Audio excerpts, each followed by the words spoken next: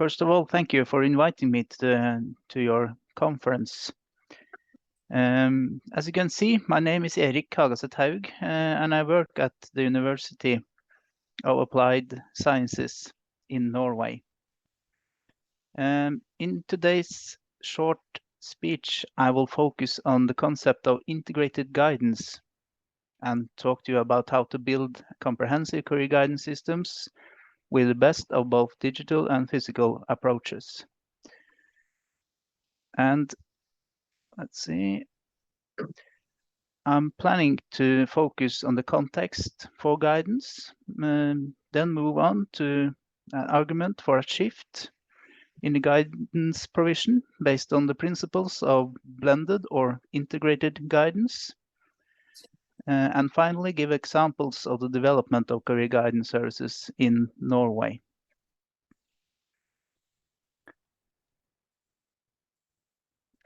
If we start with the context, I would say that we live in a blended society, or we both live and work in a blended society or a blended environment.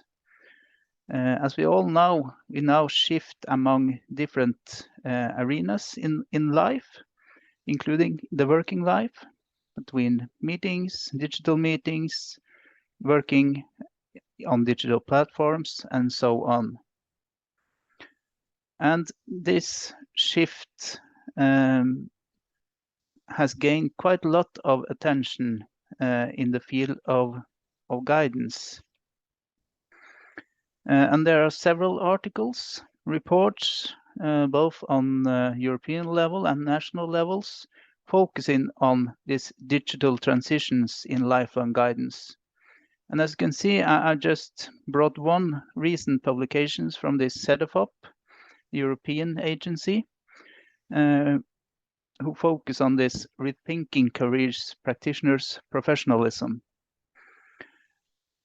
In this book, I contributed with one chapter, which you can obviously read more about today's lecture.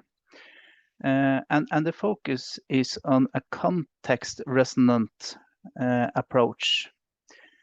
Although this new blended or digital world of work are present in all countries, there are differences.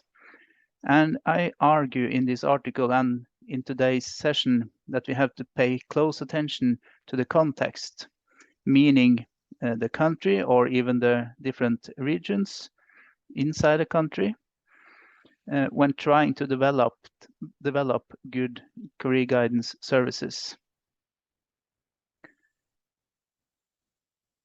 So my first request for you is to pay close attention to the characterizations in your context. And as an example, we have done a work on what the Nordic or Norwegian career guidance context look like. In this book, we ended up with the 4 codes, and we talk about that in a Norwegian context. We acknowledge career and career guidance as embedded in context. We see community as important resource for career guidance. The concept of co-construction are the defining professional approach to career guidance, but also collaboration between policy, research, and practice across the Nordic countries as the usual way in which career guidance is developed and managed. And as you can see, we have tried to pinpoint some of the main characteristics of career guidance in Norway and Nordic countries, which then the career guidance provision are embedded in. And as said, if this context is similar or different to your, that's up to you to reflect on. But I think it's crucial that we do this kind of reflection when trying to develop career guidance services. Another important framing when developing good career guidance services is to look at the legislation. And as you can see, this is in Norway. We have in the Education Act regulation that states what students are entitled to when it comes to career guidance in schools. And I'm not going to read through all, but as you can see, there are focus on updated information on different education paths,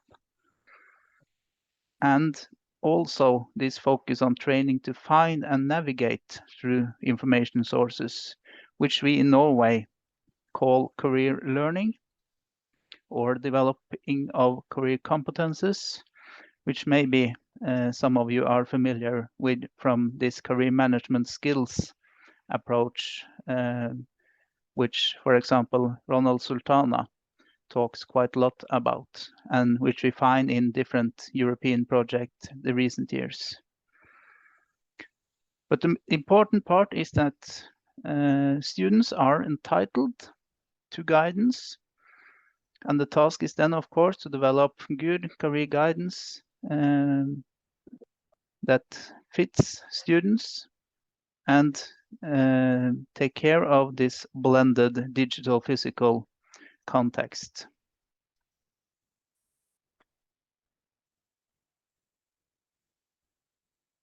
When trying to fit the service to this, let's call it the new or the shift in the guidance thinking, me and some colleagues, Ingrid Bårdstad Bakke and Tristram Hooley, Tristram, a professor at our university, and Ingrid Bårdstad Bakke, associate professor, together with me.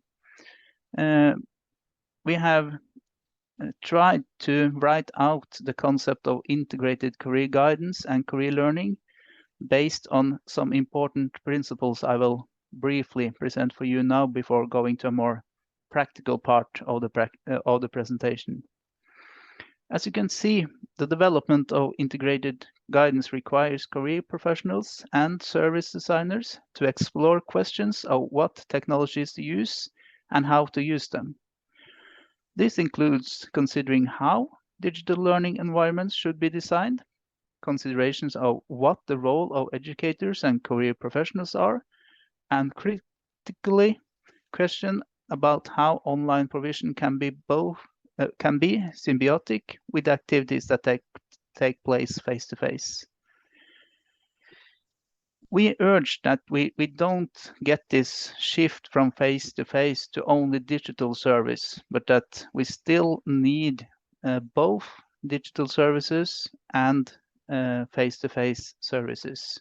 As you can see in one of the writings from Bakke and Hooley, they talk about neither online nor face-to-face, but integrated career guidance. And trying to design this new service provision, we recommend using instructional design as a way of doing it. Instructional design has some recommendations on what to think about. And as a starting point, we should always start with the learner. What are the needs of your learners in your country, in your region, at your school? What does the learner need? What content do you want to cover? What pedagogic is appropriate, and what tools will help you to deliver this? This is obviously big questions and important questions to ask in light of this instructional design thinking. For example, this second step, what content do you want to cover? In the Norwegian case, we have to pay attention to the legislation. What are the students entitled to?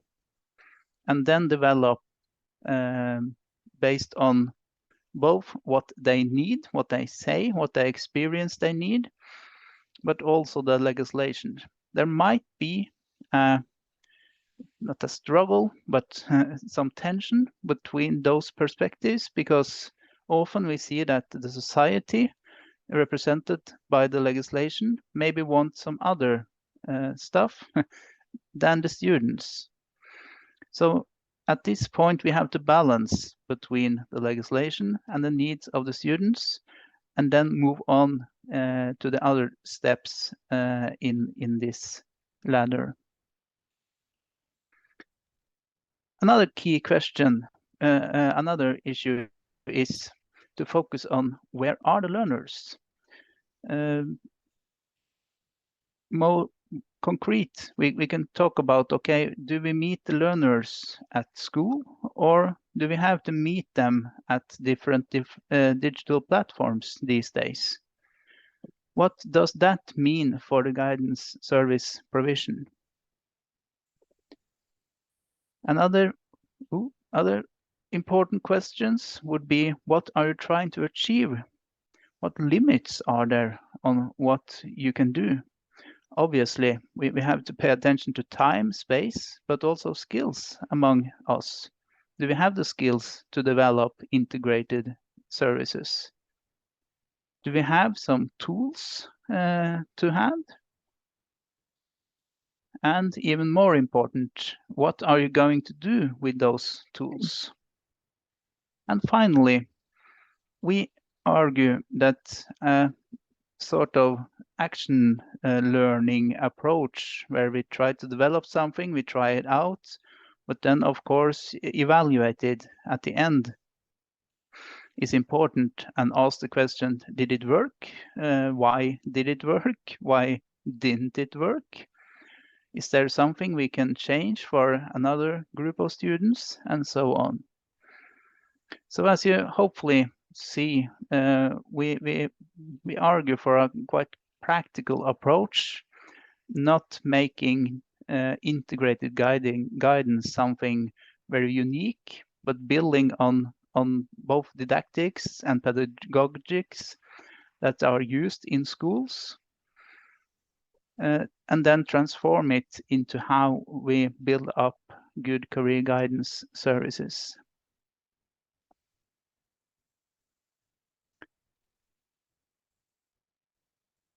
The last part of my agenda is to show you, and I have to apologize that this is in Norwegian, although Norwegian and German language are similar. I don't expect that you can understand all of it, but I will talk you through.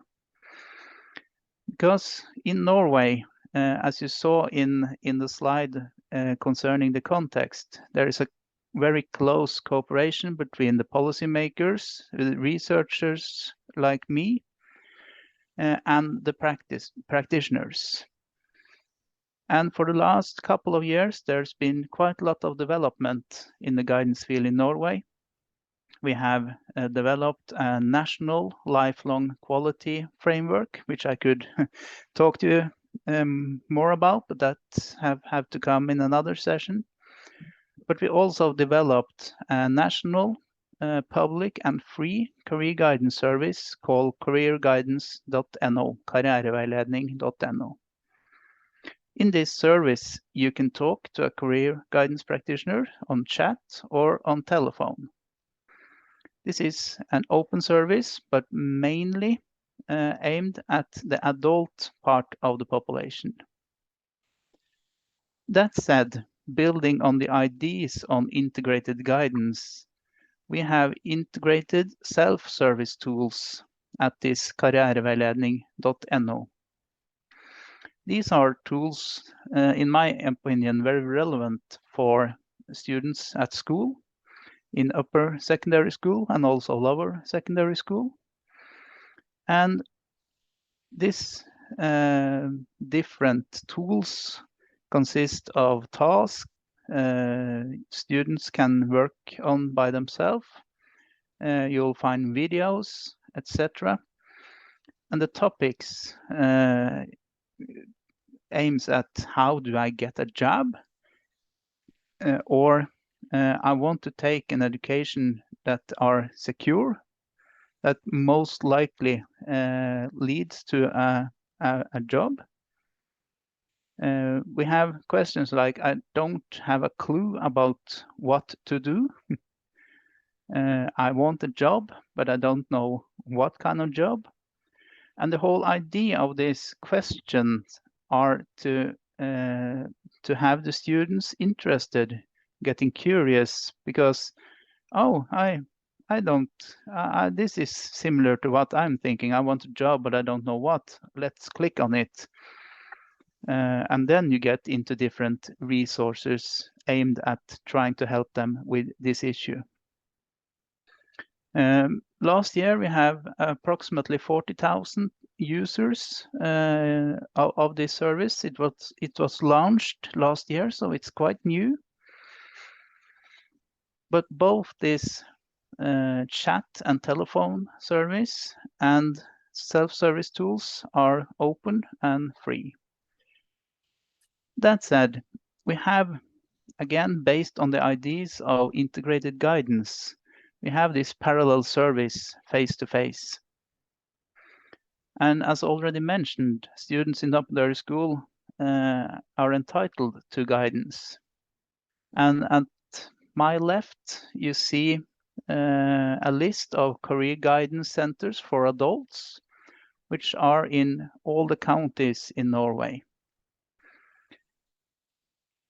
And since this, both tools and ideas concerning integrated and blended guidance are developed through a cooperation between policymakers, researchers, and practitioners, we are hoping and we are seeing that practitioners then can use and integrate these tools, even this approach, and then gain a more holistic career guidance provision than they would have if they were only working face-to-face.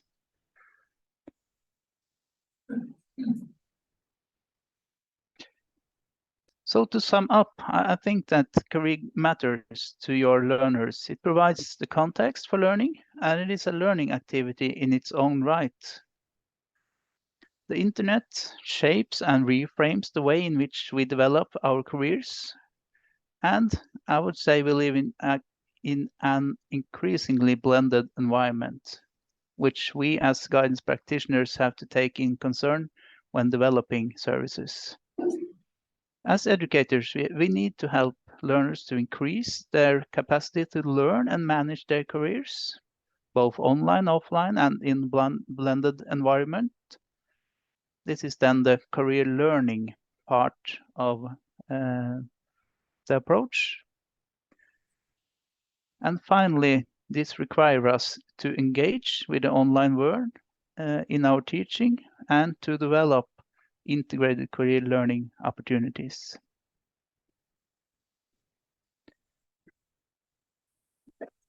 So with this, I thank you for your attention, and we open up for some questions.